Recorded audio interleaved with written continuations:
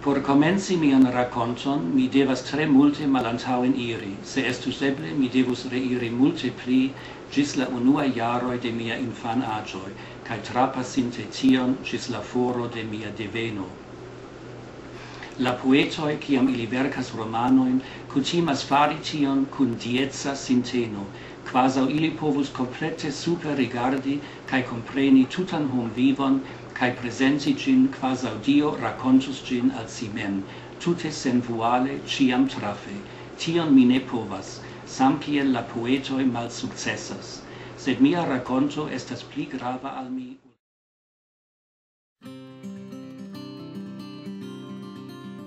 The question of whether Esperanto is useful, it's a sort of a question of the chicken and the egg. I think it's useful to those people who now speak it. For one thing, the people that I meet are then people who decided to learn the language in spite of being advised against it. So they're people who don't necessarily follow the crowd, who follow their own ideas, and just see what the profit of it might be. In fact, I met one person who, when he heard about Esperanto, said, "This can never work," and sat down to learn it and became a fluent speaker. Now that's what I call an open-minded person, somebody who says, no, it won't work, and then goes ahead and tries it.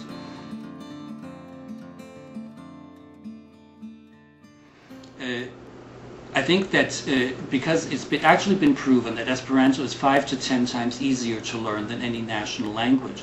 And once you've started to learn one, it makes it easier to learn the second one. So if you learn Esperanto first and you're still interested, you can learn Spanish later. But most people say they would prefer to learn Spanish, but they don't ever learn it. And if you look in the course books at either whether Ryerson or U of T, they have in the first year they have 5 Spanish classes, and in the 4th year they have 1 Spanish class. So what happened to the other 4 classes? They all dropped out before they ever became fluent.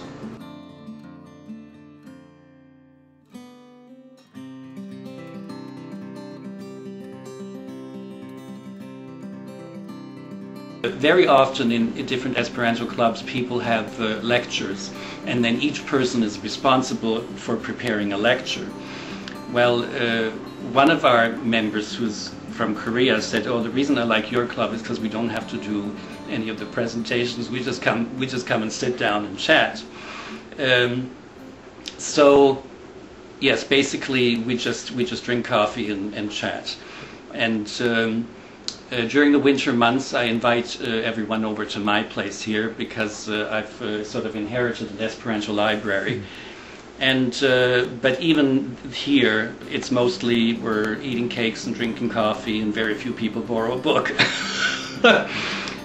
And if you would see us here, sometimes if there's 10 people sitting here and there's 3 conversations going across the room at the same time, then you can believe that Esperanto is a real language. Right.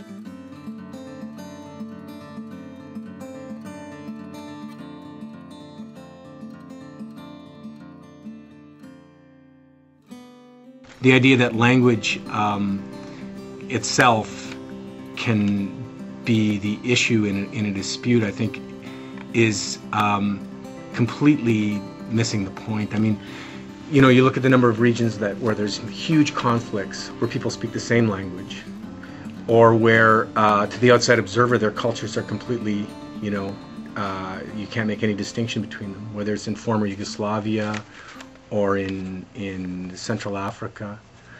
The thing is that, I mean, I think increasingly we started to recognize that all those differences, ethnic, religious, tribal, language, and so on and so forth, are usually things that people grasp onto when there's a dispute over limited resources, or, you know, access to water, or, you know, and then they look around, they need a group to organize around. So they you know, avail themselves of a linguistic group or a religious group, and then they fight it out on those terms. But in fact, the disputes are rarely about those things. So I think likewise with Esperanto, the idea that if everyone spoke the same language, they wouldn't fight, or there wouldn't be conflict, I think that's, you know, naive. But the thing is, people think of this as, you know, utopian striving towards a better future. Right. And people think that it's some kind of escapism, but it's more difficult than pessimism, because you have to have a plan to make, you have to endure all the, slings and arrows and all that stuff, and still try to make something better, especially in times like these when, so...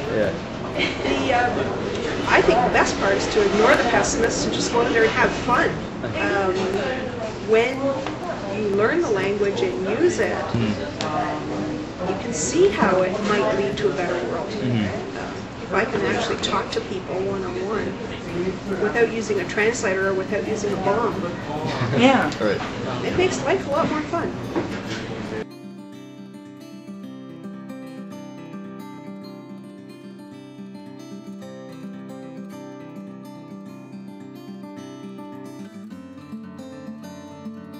Well, it's kind of funny and strange too. At the time, I mean, it was 10, 15 years after the war. You were German, you got your head bashed in. You were a little kid going to school. And I said to my friend one day, I said, how do they know that I'm German? They don't even know me. And he says, you've got an accent. And I said, well, what is an accent? And he says, you talk funny. And I thought, oh my goodness, okay, I'll have to do something about that. So I went to the neighbor's house to watch TV. We didn't even have a TV at the time. And in the afternoon, they would show all these old British movies. Well, what did I know about British English or Canadian English or American English? English was English. So I modeled myself on their pronunciation, and I dare say that after a while I thought I'd rather got the hang of it. So one day this kid comes up to me and he says, are you English? And I thought, thank God, I've arrived. And I said, of course I'm English. And he said, well, I hate limeys. And I thought, oh my goodness, what's going on here?